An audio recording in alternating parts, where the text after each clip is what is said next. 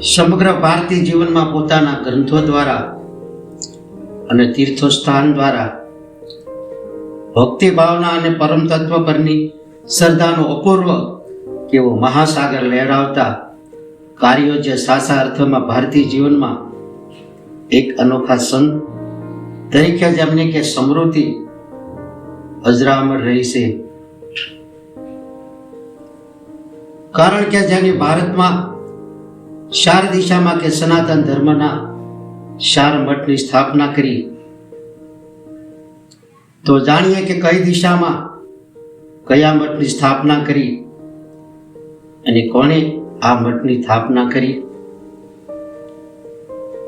તો કહેવાય છે કે ઉત્તરમાં એટલે કે ઉત્તરાખંડમાં બદ્રીનાથમાં 34 મઠની સ્થાપના કરી. પછી દક્ષિણમાં એટલે કે દક્ષિણ દિશામાં કર્ણાટકમાં શૃંગેરી મઠની સ્થાપના કરી. પછી પૂર્વ દિશામાં એટલે કે પૂર્વમાં જગન્નાથપુરીમાં કે ગોવર્ધન મઠની સ્થાપના કરી.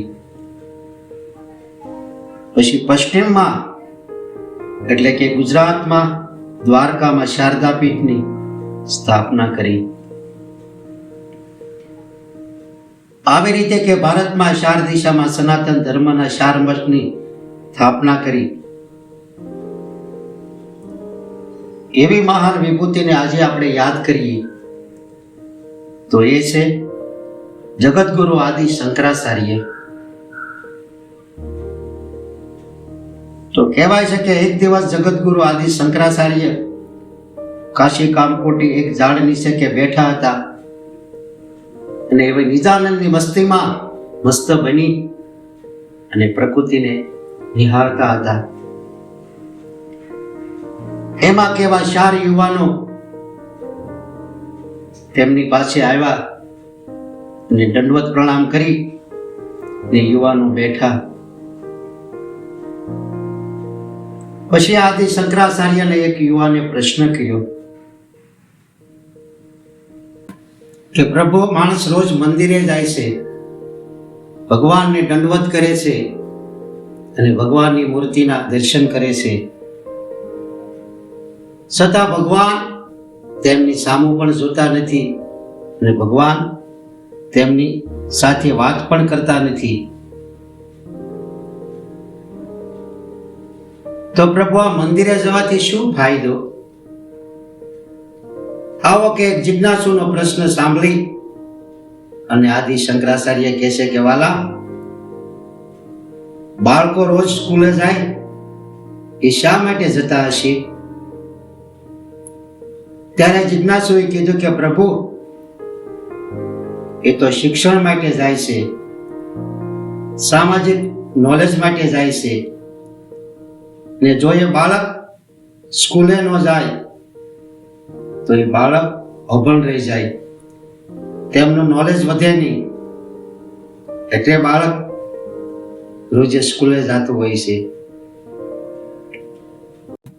આવી જિજ્ઞાસુની કે વાત સાંભળી અને શંકરાચાર્ય કે હસતા હસતા કહેશે કે બસ તેવી જ રીતે કે મંદિરે જવાથી શ્રદ્ધા ભક્તિ રૂપી કે નોલેજ વધે છે.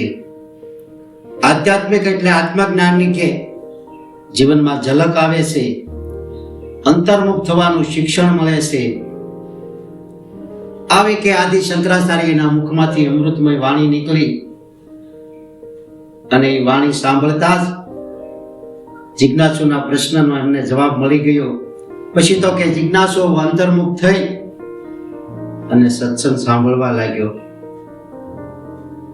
ત્યાં કે થોડી વાર થઈ ત્યાં બીજા જિજ્ઞાસુએ પ્રશ્ન કર્યો કે હે પ્રભુ, આમ જોઈએ તો બધાને ખબર છે કે ભગવાનને આપણે ગમે તેવા પ્રકારનો થાળ ધરાવીએ, છતાં ભગવાન એ થાળમાંથી તો કઈ જમતા નથી, છતાં ભગવાનને ધરાવેલા થાળને આપણે પ્રસાદ કહીએ છીએ.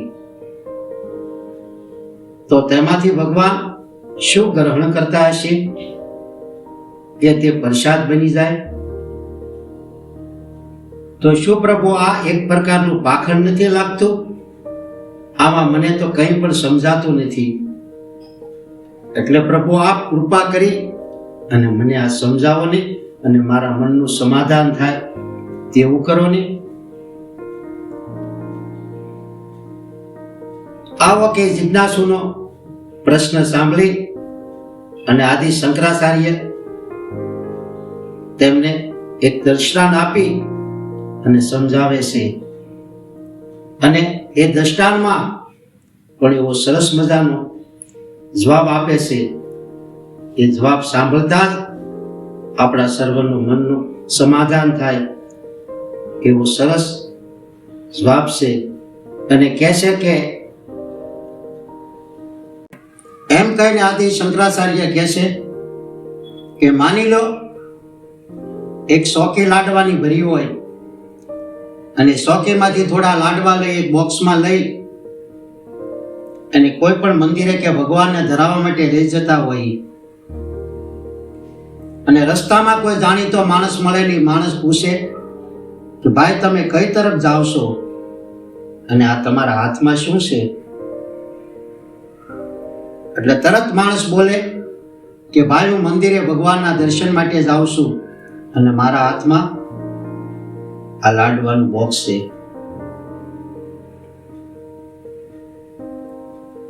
પછી જ્યારે લાડવાનું બોક્સ લઈ અને જ્યારે મંદિરે પહોંચી જાય અને મંદિરના પૂજારીને કહે કે આ લાડુ તમે ભગવાનને ધરાવી દો,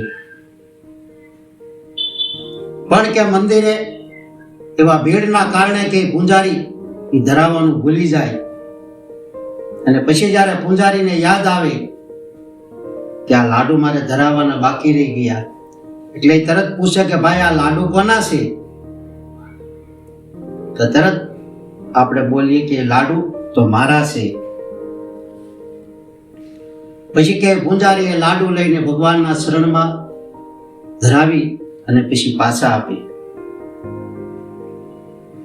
અને જ્યારે પાછા એ લાડુ લઈ અને ઘર તરફ જતા હોય અને પાછો રસ્તામાં બીજો કોઈ પરિચિત માણસ મળે અને એ માણસ પૂછે કે કઈ તરફથી તમે જઈને આવો છો અને આ તમારા હાથમાં શું છે? એટલે તરત જ પાછો માણસ બોલે કે હું મંદિરેથી દર્શન કરીને આવું છું અને મારા હાથમાં આ પ્રસાદ છે. લો તમે પણ થોડો પ્રસાદ લેતા જાઓ. આમ કહીને કે માણસ તેમને પણ એ પ્રસાદ આપે. એટલે ઓલો માણસ હાથમાં પ્રસાદ લઈને પૂછે કે આ કયા ભગવાનનો પ્રસાદ છે? એટલે જે મંદિરે દર્શને ગયા હોય જે ભગવાનના શરણમાં એ પ્રસાદ ધરાવ્યો હોય એમનું આપણે નામ દઈએ કે આ તો આ ભગવાનનો પ્રસાદ છે. તો લાડુ તો એકના એક, પણ જે ભગવાનને ધરાવવાનો ભાવ કર્યો હોય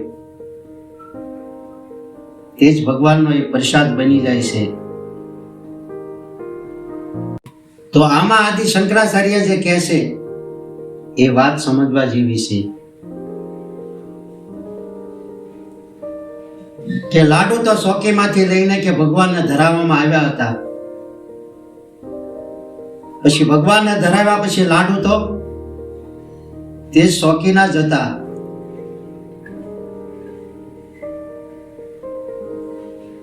એનો કોઈ રંગ નહોતો બદલ્યો, તેમનું રૂપ નહોતું બદલ્યું, છતાં તેમનો સ્વાદ બદલાઈ ગયો અને એ પ્રસાદ બની ગયો.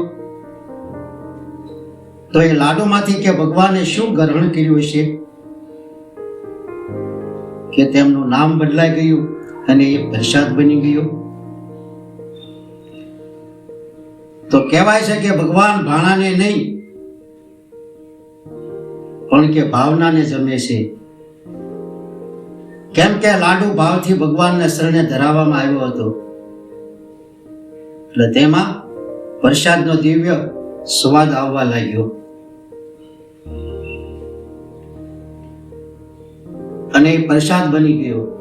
પછી શોકીના જે લાડુ હતા એ લાડુના પણ પીરસવામાં આવતા હતા, પણ એ લાડુનો સ્વાદ ભોજનના રૂપમાં હતો. અને લાડુ જ્યારે જમનારા જમતા હતા અને જમતા જમતા કે લાડુ થોડો ઘણો એમાંથી વધતો હતો તો તેમને કોઈ હેઠામાં લેવામાં આવતો હતો, અને જે એ શોખીમાંથી કે લાડુ લઈ અને ભગવાનને ધરાવવામાં જે આવ્યા હતા અને તે લાડુ કે પ્રસાદના રૂપમાં બની ગયા હતા, ત્યારે એને પ્રસાદના રૂપમાં જે જમતા હતા અને એ લાડુ થોડો ઘણો નીચે પણ પડી જતો હતો, તો તેમને ભાવનાથી લઈ અને તેમને જમતા હતા, કેમ કે લાડુ ભગવાનના શરણે જઈને આવ્યો હતો, એટલે એ પ્રસાદના રૂપમાં બની ગયો હતો. અને પ્રસાદના રૂપમાં બની ગયો એટલું જ નહીં, પણ કે ભગવાનના એ પ્રસાદ ખાવાથી, એટલે ભગવાનનો પ્રસાદ કે ખાવાથી નિર્મળ સ્વભાવ અને શીલવાન બને છે, અહંકાર રહિત નિર્મળ મનનો બને છે, એટલે તેનામાં પ્રેમ અને આનંદ પ્રગટે છે, આનંદમાંથી કે શાંતિ પ્રગટે છે, અને શાંતિમાંથી કે કરુણા પ્રગટે છે, ને કરુણામાંથી દયા પ્રગટે છે, ને દયામાંથી ધર્મ પ્રગટે છે. એટલે મંદિરે જવું કે ભગવાનને થાળ ધરાવવો એ શંકરાચાર્ય કે પાખંડ નથી, કેમ કે ભગવાન તો ભાવનાના ભૂખ્યા છે. એટલે ભક્તની આંખમાંથી ટપકતા શ્રદ્ધા ભક્તિના ભાવ તેમના ભક્તના દ્વારે તાણી લાવે છે. અને ભક્ત જ્યારે કે પરમાત્માને પુકાર કરે છે ત્યારે કે પરમાત્મા એવી રાસલીલા છોડી અને ભક્તના દ્વારે દોડતા આવે છે. આમ સમજાવતા શંકરાચાર્ય કહે છે કે મંદિરે જવાથી ભગવાનની મૂર્તિના દર્શન થાય છે, પણ મન મંદિર જવાથી કે પ્રગટ ભગવાન ચેતન સ્વરૂપનો અનુભવ થાય છે. સસ્વરૂપા સદન એનું નામ જ ભક્તિ, એમ ભગવાન શંકરાચાર્ય કે વિવેક ચૂડામણીમાં કહે છે. આવા પ્રકારની ભક્તિથી જ કે પરમાત્માના દર્શન થઈ શકે છે. તો આ વિડીયો આદિગુરુ શંકરાચાર્ય ની કૃપા રૂપે હતો. જો આ વિડીયો પસંદ પડે અને સારો લાગે તો લાઈક કરો, આ ચેનલને સબસ્ક્રાઇબ કરો અને શેર કરો. એટલે હસતા રહો, ખુશ રહો અને આનંદિત રહો.